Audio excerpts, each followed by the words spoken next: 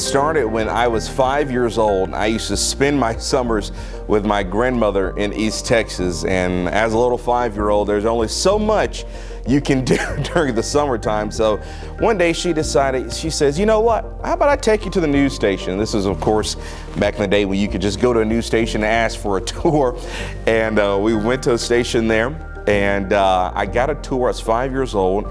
I got to walk in, see the studio, see the newsroom, see the cameras, and at that age I realized this is something I kind of want to do. Didn't really know what journalism was, but I knew this is something that I was going to be interested in.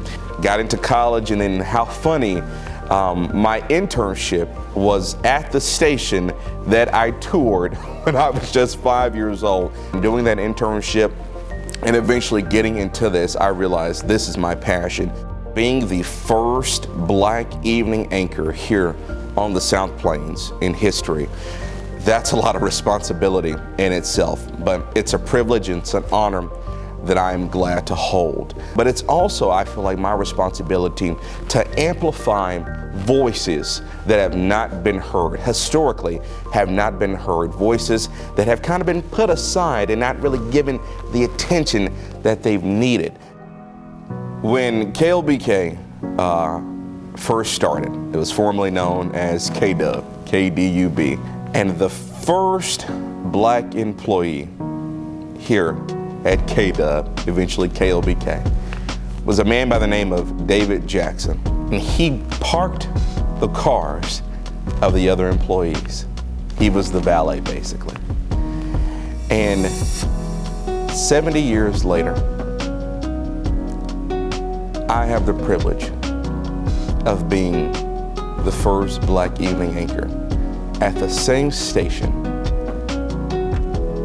that the first black employee, his job was to just park cars. But when I see his picture in the hallway, when I come into work every morning, I say, Mr. Jackson, you inspire me, sir, to keep going, to do this, because it's what I've been called to do. And as a black man, it is really something that I hold with me every single day.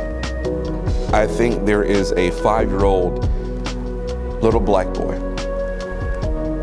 that sits on a couch with his parents every night, with his grandparents, with his aunt or uncle, and sees me on his television.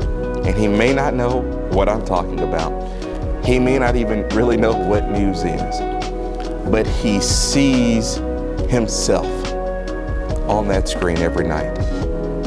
And I hope that I inspire him to say, you can do this. You can do this. You can be just like me.